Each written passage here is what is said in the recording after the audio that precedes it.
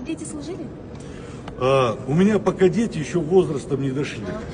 А будут? А будет? Куда он? У меня 3 сына. Я думаю, вот моему младшему сыну буквально 2 недели.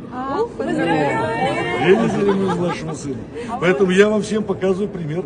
А как вы назвали пацаненка? Дин Мухаммед. В честь Дина Ахмета Ахмедовича Кунаева. Поздравляем.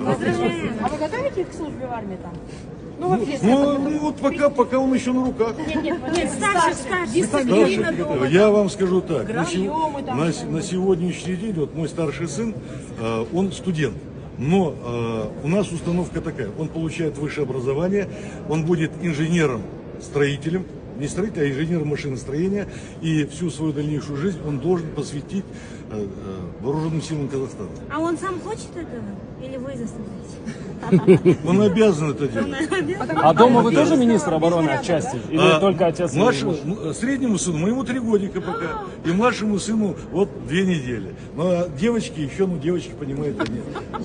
У меня 5 детей. Дома вы отчасти как министр обороны? Дома я нормальный папа, муж.